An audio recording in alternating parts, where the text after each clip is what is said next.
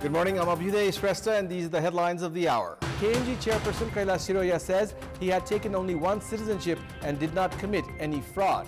Accuses the Home Minister of taking the decision to arrest him out of vengeance. Shrestha to be presented at the Dhanusha District Court today again.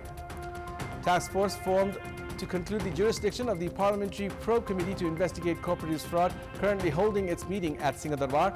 Parliament meeting also scheduled for today. The International Court of Justice scheduled to rule today on South Africa's request to order a halt to Israel's Rafah offensive in Gaza.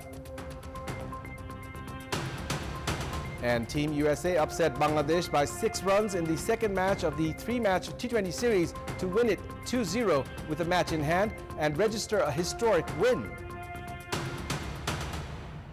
President Ramchandra Paudel held a meeting with Prime Minister Pushpakamal Dahal this morning at the official residence of the President at Sheetal Niwas, Maharajganj.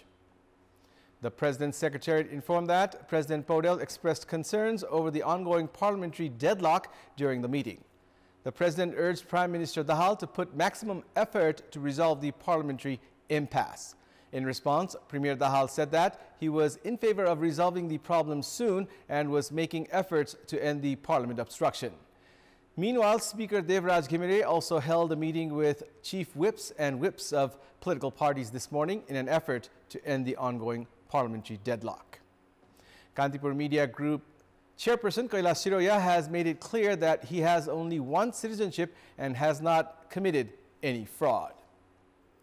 Issuing his clarification through his legal advisors, KMG Chair Shrestha said that he received his citizenship number 39698886 by descent on September 10, 1979. Shrestha informed that the company secretary of the companies in which he was associated with then made a mistake in typing the citizenship number. He said that along with the papers presented with the Memorandum of Association, a certified copy of his citizenship was also turned in, which clearly addresses the issue of the citizenship number. He further informed that he received a diplomatic passport as he was included in the delegation in the Prime Minister's China visit last year. While doing so, a national identity card was needed. The Home Ministry asked for the records from the Dhanusha District Administration and certified it and handed him the national identity card on February 27, 2023. He raised question on why the Home Ministry's mechanism, which provided the records of his citizenship last year, is acting like it did not find the records. In his 10-point clarification, Shrestha stated that he is not acquainted with Indrajit Prasad Mahato, who filed the case against him, nor does he have any personal issue with him. Chairperson Shrestha also said that Home Minister Ravi Lamichhane made the move to arrest him in a planned manner out of vengeance. He also stated that Home Minister Lamichhane, who is carrying passports of 2 nations, is trying to intimidate a bona fide citizen of Nepal. The District Court Dhanusha last Wednesday had granted police the permission to remand Kantipur Media Group Chairperson Shrestha in custody for 3 days to conduct required investigation. Chair Shrestha is scheduled to be presented at the District Court again today. The international media community have expressed grave concern over the arrest of Kantipur Media Group Chairperson Shrestha by Home Minister Ravi Lamichhane out of vengeance for carrying out news linking him to cooperatives fraud. The International Federation of Journalists, Reporters Without Borders, USA's Society of Professional Journalists, Transparency International Nepal, and International Press Institute Nepal chapter have condemned the arrest of KMG Chairperson Shrestha and have appealed for his speedy release.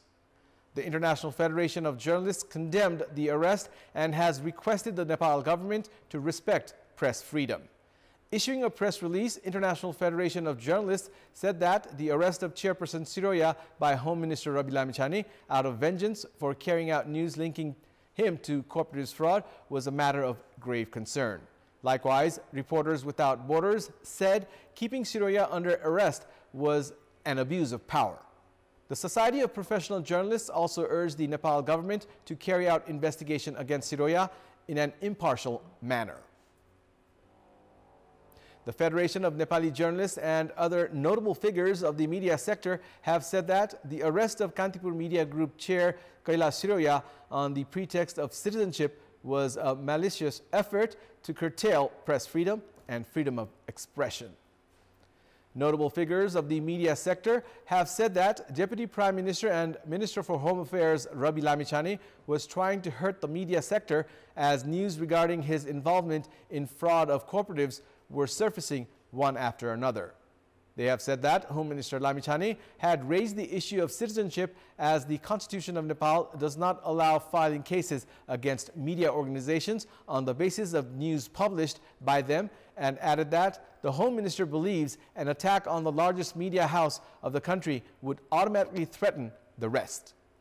The media sector is of the opinion that Lamichhane, not being arrested for investigation while holding dual citizenship when he was appointed the Home Minister for his first term, attack on Kantipur by raising the issue of citizenship number caused by administrative error, and deploying security personnel at a media organization were not normal incidents. The task force formed under the leadership of Law Minister Padam Giri to conclude the jurisdiction of the Parliamentary Probe Committee to investigate cooperatives fraud is currently ongoing at Singhadarbar. Intention of the ruling coalition to grant immunity to Deputy Prime Minister and Minister for Home Affairs Rabi Lamichhane, who is alleged of involvement in fraud of cooperatives, has delayed the formation of a Parliamentary Probe Committee.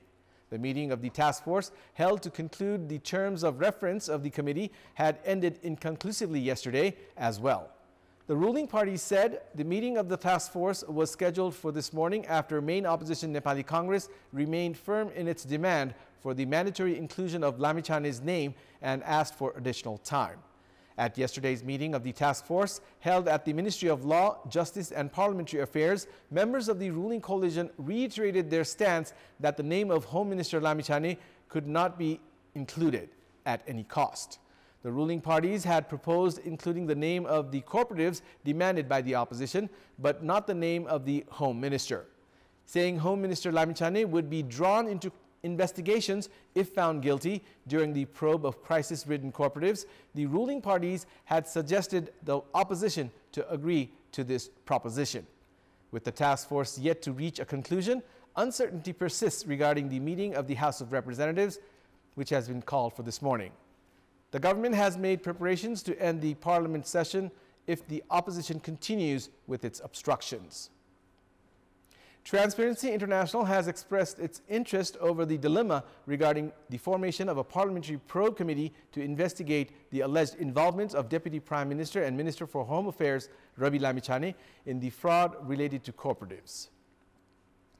Issuing a release yesterday, Transparency International expressed concerns over the increasing trend of suppressing criminal activities related to corruption, fraud, abuse of public properties, and funds backed by political interest in Nepal.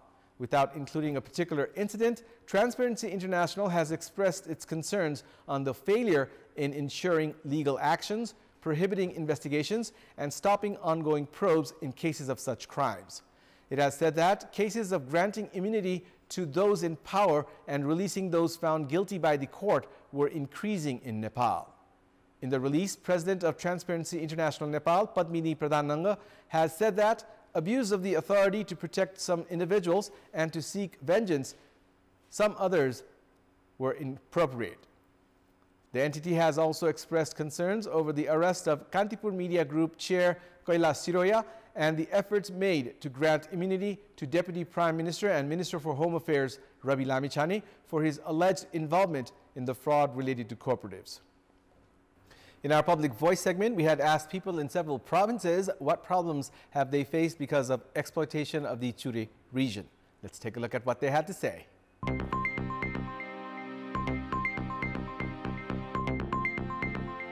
Chure समाप्त होने बित्तिकै तराई चाहिँ मरुभूमिकरण हुन जान्छ जसको प्रत्यक्ष असर हामीलाई खानेपानीमा पर्छ। चुरे दोहनले समग्र जलवायुमा नै प्रभाव पारेछ। यता जनकपुरमा 100 फिटमा पानी आउँथ्यो, अहिले 400 फिटमा पनि पानी आउँदैन। माटोबाट हुने धान, गहुँ, बाली अन्य पदार्थहरू सबै समाप्त भएर जान्छ। खेतीपाती सबै सुकिरहेछ।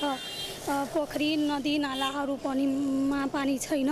वर्षेनिक पानीको समस्या बढ्दै गएको छ। भित्री मधेसका क्षेत्रहरूमा पानी पर्दाखेरि बाढी पहिरो सँगै आउने एकदमै धेरै सम्भावना छ र त्यो भइराखेको छ। मानव बस्ती र पानीको मुहानमा समस्या बढ्दै गएको छ। दुःख त दुःखै छ। अहिले त नजिकमा छैन, घाँस पनि पाउँदैन, दाउरा पनि पाउँदैन। बेथिती जङ्गलहरू काटिनेले गर्दाखेरि बाढी पहिरोको नियन्त्रण नहुने, गाउँ बस्ती वर्षेनी डुबाउने र खेती योग्य जमिनहरू नष्ट हुँदै जाने।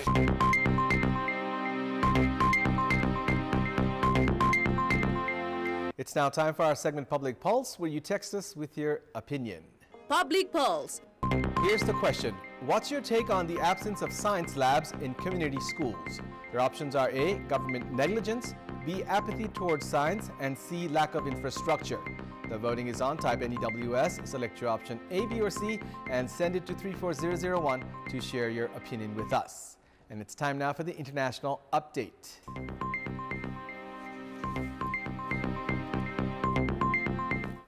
The International Court of Justice is scheduled to rule today on South Africa's request to order a halt to Israel's Rafah offensive in Gaza. Last week, South Africa had asked the International Court of Justice, also known as the World Court, to order a halt to Israel's offensive in Gaza and in Rafah in particular, saying this was necessary to ensure the survival of the Palestinian people.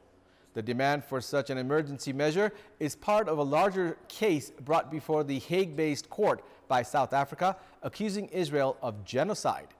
The International Court of Justice decisions have in the past been ignored. The top UN legal body has no way to enforce its decisions, but they carry international weight. A ruling against Israel could add to its political isolation after a series of setbacks this week. Meanwhile, 12 Palestinians were killed and more than 30 others injured when Israeli forces shelled a store belonging to the Welfare Ministry east of Deir al-Balah city in the central Gaza Strip yesterday. The dead bodies and the wounded were taken to Al-Aqsa Martyrs Hospital in Deir al-Balah. That's all for the moment. Thank you for watching. Have a good day.